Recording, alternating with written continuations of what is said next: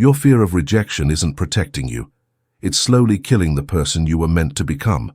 Every opportunity you don't take, every conversation you avoid, every dream you postpone because, what if they say no?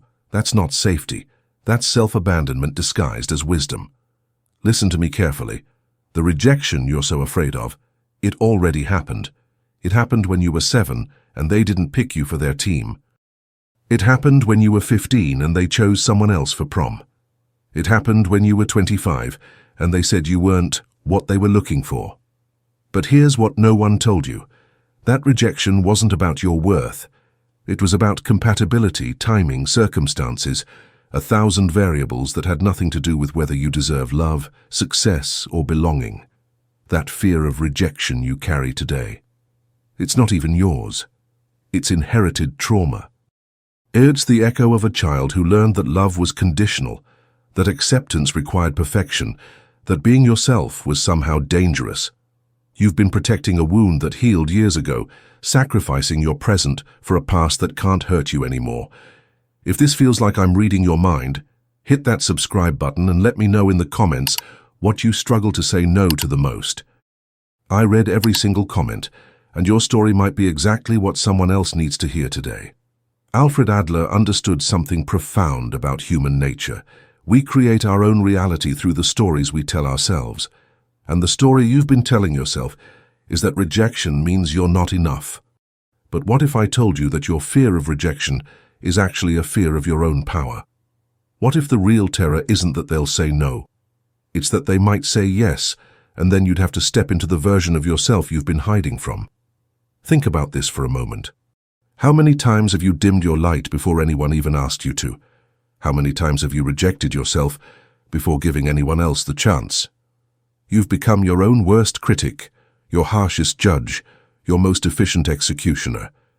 You're not afraid of their rejection. You're terrified of your own potential. You see, when we fear rejection, we're not just afraid of someone else's opinion. We're afraid of confirming what we secretly believe about ourselves. But here's where it gets interesting. John Bowlby's attachment theory shows us that our fear of rejection often stems from early experiences where love felt conditional. You learned that acceptance required you to be perfect, agreeable, invisible. You learned that your authentic self was somehow too much or not enough. But that child who learned to hide, they were never the problem. The problem was an environment that couldn't hold space for your full humanity. And now, decades later, you're still hiding from rejection that might never come, sacrificing your dreams on the altar of other people's potential disapproval. Let me tell you something they don't teach you in school. Most rejection has nothing to do with you. That job you didn't get. They already had someone in mind, that person who didn't call back. They were dealing with their own chaos, that opportunity that slipped away. The timing wasn't right for anyone involved. You've been making other people's circumstances about your worthiness, and it's costing you everything. Here's the truth they don't want you to know. Rejection is not personal failure. It's incompatible matching. When someone rejects you, they're not saying you're worthless. They're saying you're not right for them in this moment for reasons that have more to do with their capacity, their fears, their limitations than yours. Carl Rogers called this unconditional positive regard. The radical idea that your worth isn't dependent on external validation, but you've been living like it is. You've been auditioning for approval from people who were never your audience. You've been trying to fit into spaces that were never designed to contain your full magnificence. You've been choosing the comfortable lie of staying small over the uncomfortable truth of standing tall. Think about it this way. If you went to a restaurant and they were out of your favorite dish, would you assume you're a terrible person who doesn't deserve food? Of course not. You'd understand that availability isn't about your worthiness. Yet somehow, when it comes to relationships, jobs, opportunities, we make rejection mean something catastrophic about our value as human beings. The cost of living in this fear is astronomical. You dim your light so others won't be threatened. You choose smaller dreams so failure feels less scary.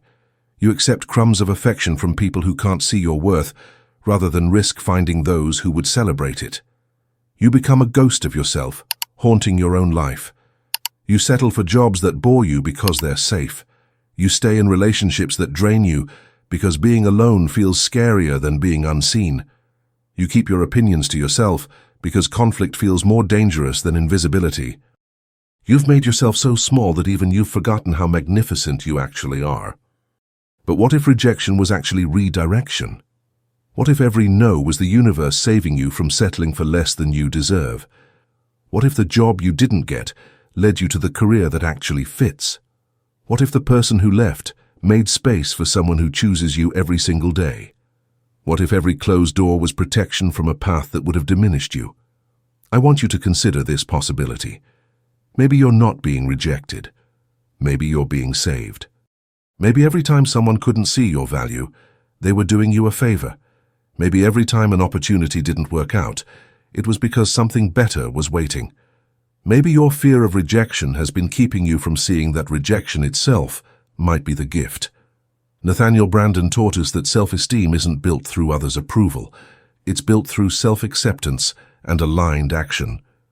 Every time you choose courage over comfort, every time you risk rejection for authenticity, you're making a deposit in your self-worth account. You're proving to yourself that you're someone worth fighting for. But here's what most people miss. The goal isn't to avoid rejection. The goal is to become so solid in your own worth that rejection becomes irrelevant. When you know who you are, when you're clear on your value, when you're aligned with your purpose, other people's opinions become just that, opinions, not verdicts, not judgments, just perspectives from people who may or may not understand what you bring to the table. Here's your new operating system. Rejection is information, not condemnation. When someone can't appreciate what you bring, that tells you about their capacity, not your value. When an opportunity doesn't work out, that tells you about timing and fit, not your worthiness. When love doesn't work, that tells you about compatibility, not your lovability. The people who are meant for you, in love, in work, in friendship, they won't reject your authentic self. They'll celebrate it. They'll see your quirks as features, not bugs. They'll appreciate your intensity, your sensitivity, your unique way of moving through the world. But you'll never find these people if you keep hiding behind a version of yourself designed to avoid rejection. Stop auditioning for acceptance from people who were never your audience. Stop shrinking to fit into spaces that were never meant to contain your full magnificence. Stop choosing the safe path that guarantees mediocrity over the uncertain path that could lead to everything you've ever wanted. Your fear of rejection is keeping you from your own life. It's making you a stranger to yourself.